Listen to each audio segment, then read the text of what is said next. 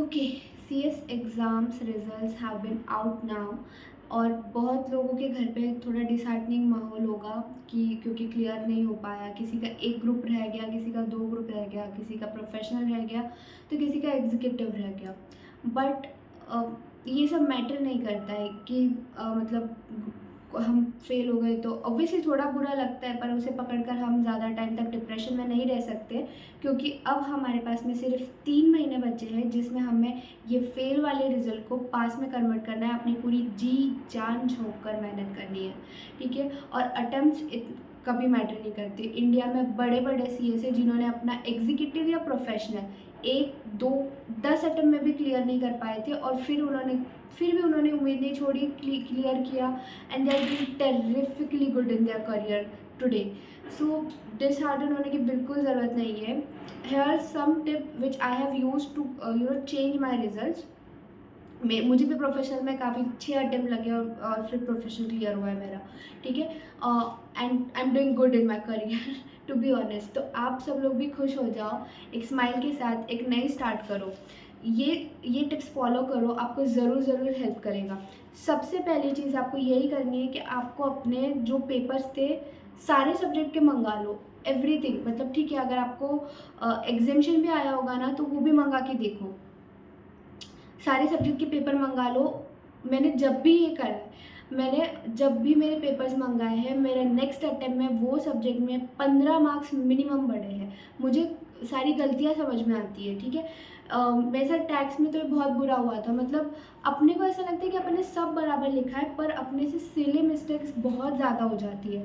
मतलब जो silly mistakes मैंने फर्स्ट स्टैंडर्ड में भी नहीं करी होगी ना, वो मैंने सीएस एग्ज़ाम के प्रेशर में, सीएस प्रोफेशनल जैसे लेवल पे आकर मैंने करी है। मतलब क्वेश्चन नंबर गलत डालना, ऐसी सिली मिस्टेक्स भी हुई है।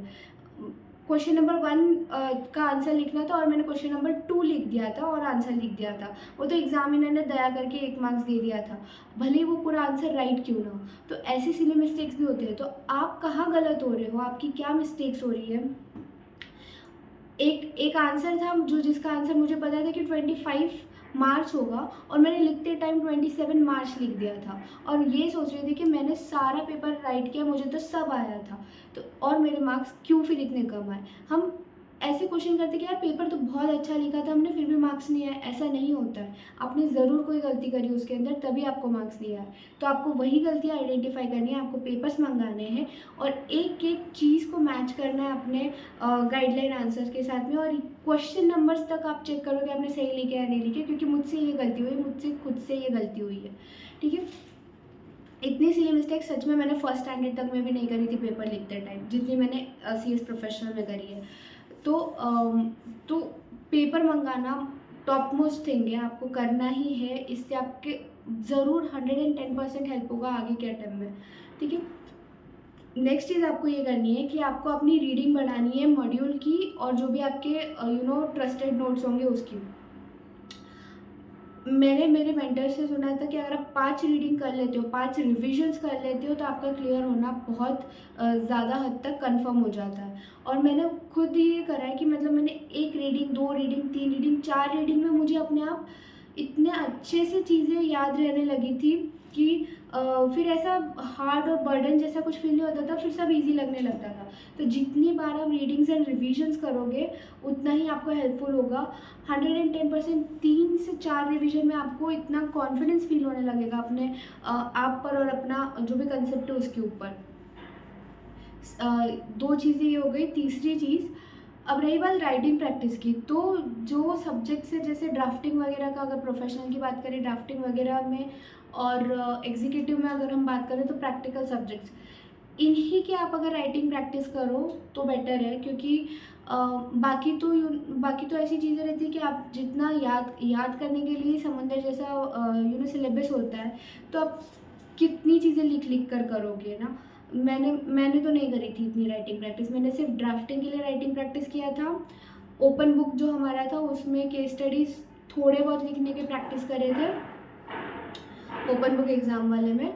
और प्रैक्टिकल चीज़ें सॉल्व करके देखी थी। बस इतना ही मैंने लिख कर किया था, बाकी सब मैंने लर्निंग करके दिया था। मुझे मेरी राइटिंग स्पीड पे पूरा कॉन्फिडेंस था, इसलिए मैंने नहीं किया। अगर आपको ऐसा लगता है कि आप बहुत स्लो हो तो भाई स्पीड बढ़ाओ, क्योंकि टाइम मैनेजमेंट सबसे इम्पॉर्टेंट चीज़ होती है। आपका पेपर कंप्लीट होना सबसे ज़रूरी चीज़ है। आपको 90 के ऊपर पेपर लिखना ही है, 95 के ऊपर पेपर लिखना ही है आपका। अगर आपने 95 के ऊपर पेपर लिख दिया ना, आप 100% पास होने वाले हो उस अटेम्प्ट में। तो अगर आपको आ रहा है और आपका छूट गया, ये तो बिल्कुल नहीं होना चाहिए। आपको नहीं आ रहा है फिर भी आप लिख के आए, ये आप कर सकते हो, ये करना ही पड़ेगा। 1 मार्क्स 2 मार्क्स आप जितना उस क्वेश्चन में से फेच कर पाओगे, वो 1-1 2-2 मिलके ही वो बाउंड्री पार होते हैं 50 की, ठीक है। तो पूरा पेपर अटेम्प्ट करना, ये हमारी नेक्स्ट चीज़ है कि मतलब एक आंसर बहुत बड़ा मत लिखो, टू द पॉइंट लिखो। मैंने खुद जब मेरे पेपर एनालाइज किए थे, तो कुछ क्वेश्चंस थे जिसमें मैंने बहुत ज़्यादा थ्योरी लिखी थी, उसमें मुझे 5 में से 2-2.5 मार्क्स होंगे। पर कुछ क्वेश्चंस थे जिसमें मैंने एकदम टू द पॉइंट लिखा था, उसमें मुझे 4 मार्क्स थे। तो टू द पॉइंट कंटेंट रखो, ज़्यादा बड़ा चढ़ा के लिखने की ज़रूरत नहीं है। और सारे क्वेश्चंस अटेम्प्ट करना है, इसलिए हमें हर क्वेश्चंस का टाइम एक लिमिट में ही रखना है। टाइम मैनेजमेंट बहुत ज़्यादा ज़रूरी हो जाता है। टाइम मैनेजमेंट और पेपर कंप्लीट करना बहुत ज़्यादा ज़रूरी है। रीडिंग्स, रिविजन्स, टाइम मैनेजमेंट, अपना खुद का पेपर चेक करना, इन सब के बाद बहुत दूसरी बड़ी चीज़ हम ये कर सकते हैं कि रिविजन लेक्चर्स जो होते हैं वो आप हर अटेम्प्ट में देखो, और अमेंडमेंट्स और जितने भी सप्लीमेंट्स आते हैं ना, उन्हें एक बार तो भी पढ़ के जाओ, क्योंकि कभी कभी क्या मोस्टली 10 मार्क्स के लिए आया जाता है। हर अटेम्प्ट में आए ऐसा ज़रूरी नहीं है, पर एज न्यू सिलेबस में काफ़ी नया वो कुछ ला सकते हैं, इसलिए जितने भी अपडेशन वाली चीज़ें वो आपको करनी ही है।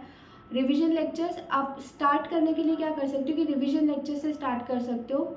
एक बड़ा सा मैराथन वीडियो देख लो, या जो आपके फेवरेट सर होंगे या जिनका भी आप रिवीजन पसंद करते हो, उनके रिवीजन वीडियो से चालू करो, तो आपका थोड़ा माइंड फ्रेश होगा। आप बार बार रिवीजन वीडियो भी देखोगे ना, तो आपको हर बार कुछ नया क्लिक होगा कि हाँ शायद ये मुझसे मिस हो गया था, ये तो मैंने किया ही नहीं। इसलिए रिवीजन वीडियोस भी बहुत ज़रूरी होते हैं, ठीक है। और मतलब जनरली तो इतनी चीज़ें करके, और सबसे इम्पॉर्टेंट है कि आपको अभी से अपना स्टडी मटेरियल पूरा सॉर्ट करके चलना है, कि आपको कम से कम चीज़ें करनी है, पर उसको बार बार रिपीट करनी है। अपना स्टडी मटेरियल कॉम्पैक्ट कर लो कि एक बुक है या इतना नोट्स है, बस इसी में से हम पढ़ने वाले हैं। बार बार आप जितना सोचोगे ना कि यार ये वाली बुक भी पढ़ के देखता हूँ, वो वाली बुक भी पढ़ के देखता हूँ, उतना काम खराब होने वाली चीज़ हो जाती है वो। इसके लिए आपको अपना जो स्टडी मटेरियल है वो सॉर्ट करना है, सबसे इम्पॉर्टेंट चीज़ है, क्योंकि आप लास्ट तक नहीं सोच सकते कि हाँ ये भी कर ले, वो भी कर ले, वो भी कर ले। कॉम्पैक्ट चीज़ें रखो जिसमें सारी चीज़ें कवर हो रही हो। ऐसा नहीं कि बहुत कॉम्पैक्ट है आप चीज़ें ही छोड़ के चले गए। कम से कम चीज़ एक बंडल ले आओ, एक बुक कर लो कि जिसमें एवरीथिंग इज़ कवर्ड, और मुझे यही मतलब समझ में आ रही है, मुझे इसमें से रीडिंग करना बेस्ट लगता है। और उसी को बार बार जितनी बार हो सके रिपीट करो। मिनिमम 5 टाइम्स आपकी रिवीजन हो पाए इतना करो। लोग बोलते हैं कि क्वालिटी रिवीजन, पर द थिंग इज़ आप जब तक उसको बार बार पढ़ते नहीं हो ना, तो आपको समझ में ही नहीं आता है। एक बार 2 बार में क्वालिटी आ ही नहीं सकती। क्वालिटी तभी आती है जब आपकी क्वांटिटी ज़्यादा हो चुकी है। आपने उसको 1 बार 2 बार 3 बार ध्यान से पढ़ भी लिया है ना, तो भी चौथी बार आपको काफ़ी क्लैरिटी आ जाती है माइंड में कि इसमें लिखा क्या, ठीक है। और रिवीजन, आप खुद रिवीजन कैसे करने वाले हो? आपको रिवीजन माइंड मैपिंग टेक्निक से ही करनी है। आपको एक कंसेप्ट लेना है। फॉर एग्जांपल एजीएम का कंसेप्ट हो गया, तो आपको एक राउंड बनाना है, उसमें लिखना है एजीएम। फिर लिखना है कि कब होनी चाहिए, कितने गैप में होनी चाहिए, मतलब 15 मंथ का गैप हो, 30 सितंबर के पहले हो, और फर्स्ट एजीएम होती है तो 9 महीने का टाइम रहता है। ऐसी है कि उसके फिर उस पर एरोज निकाल के ये अपने आप मन से लिखना है। आपने एक टॉपिक पढ़ा, वो टॉपिक बीच में रखा, और उसमें आपने क्या क्या पढ़ा वो मन से उसकी साइड में लिखते जाना। इस तरीके से अगर आप रिवीजन करते हो ना, तो आपके माइंड में बहुत सारी चीज़ें भी पॉपअप होने लगती है, और कुछ भूल रहे हो तो आपको वो भी समझ में आ जाता है, और आपको बहुत लंबे टाइम के लिए याद रहता है। माइंड मैपिंग सबसे बेस्ट टेक्निक होती है। तो आई होप ये सारी टेक्निक्स आप जब यूज़ करेंगे तो आप में बहुत बहुत इम्प्रूवमेंट दिखेगा। 1-1.5 महीने के अंदर ही आपको ये इम्प्रूवमेंट समझ में आने लगेंगे और आप अंदर से कॉन्फिडेंट फील करने लगेंगे। मैंने खुद ने ये सब चीज़ें और ये टेक्निक्स अप्लाई करी है and I want all of you people to use them and get that thing result. Pass लिखा हुआ आना चाहिए आपकी नेक्स्ट रिजल्ट पे जून अटेम्प्ट में। All the very very best. अपने आप को थोड़ा सा स्ट्रॉन्ग करके अंदर से लड़ पड़ो इस बार, ओके। और ऐसी कुछ भी वीडियो सजेशन के लिए आप मुझे मेल भी कर सकते हैं और कमेंट्स में भी लिख सकते हैं।